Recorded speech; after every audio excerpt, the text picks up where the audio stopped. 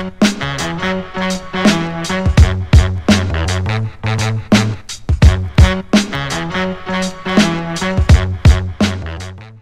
everybody, it's your man Fitman, and today we are going to learn about the best barbell move for building great glutes, the barbell hip thrust. Now the hip thrust was brought to us in 2009 by the glute guy, Brett Contreras. This is the greatest barbell move that you can do to build bigger, stronger, and more powerful glutes. So today we're going to learn how to use it with proper form. Alright, so the first part of setting up the hip thrust, you need a bench behind you. In this case, I don't have a bench. I have my own little setup. I've got 7 risers and one of those boards that they used to use in those Jane Fonda aerobics classes, okay? So this is my setup here. This works for me. I'm able to use the proper form with this setup. Now the next step with the hip thrust is the most important step. You can't just hip thrust with this iron bar on your hips.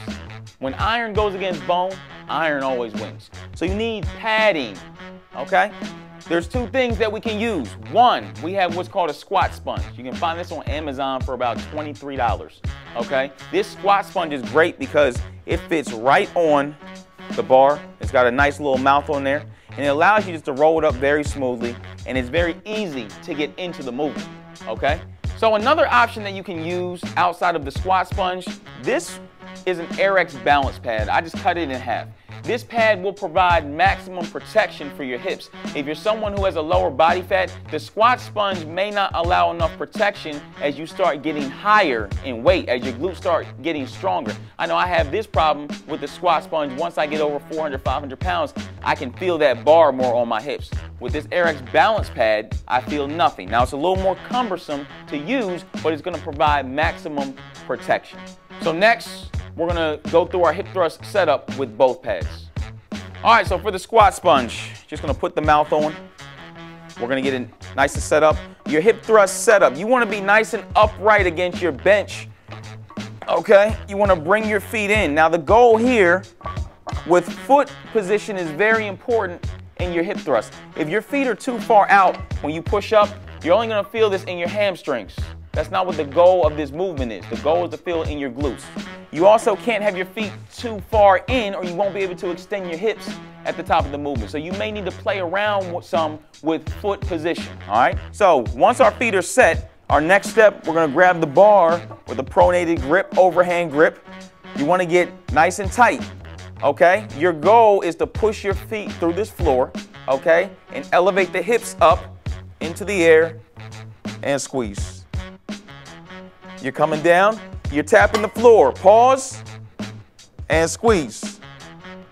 And that's our movement. One thing I like newcomers to do, they say, I can't feel my glutes.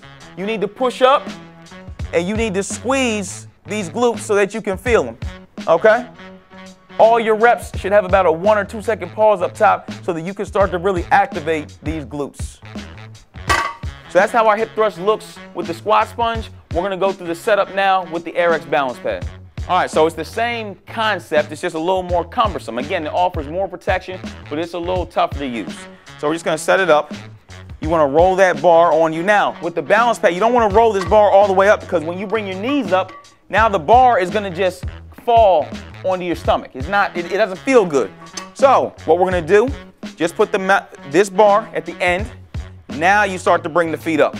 And now what that does is that it ensures that this bar is right in the middle of this pad. As you see, as my voice is changing, this puts a little more pressure on your stomach, at least for the first rep. Once you get into it, you can't feel it. So again, overhand grip, push your feet through the floor, and squeeze up top. Bring them down, pause, and squeeze. Contract those glutes. Bring them down, pause, and squeeze. And boom. So that's the basics of hip thrusting, just showing the move from bottom to top, showing you how the move is supposed to look and a couple cues that you should use with the move. The hip thrust is the best move that you can use for someone looking to build bigger, stronger, and more powerful glutes that will help you in your sport or just help you look good in a pair of jeans. Because the bottom line is this, all right? Fellas, The ladies don't like when those jeans are falling down. No matter what she may tell you, she doesn't like it. She's not going to tell you. And ladies, same thing. The fellas, they don't want to look at that. All right? Athletes, you should always notice that the athletes with the better glutes, the better hamstrings, they're typically faster. They're more powerful. They can dominate their sport. So never neglect your glute training. This has been a hip thrust tutorial. It's Fitman certified. Holla. If you do not have access to a bench, the riser setup will work. Adjust the risers based on your height. If you are having trouble rolling the bar over your thighs, you can elevate the plates on slightly elevated boxes. Make sure you elevate on each rep to reach maximal glute contraction. Doing partial reps will not lead to the bigger, stronger, and more powerful glutes that you are after.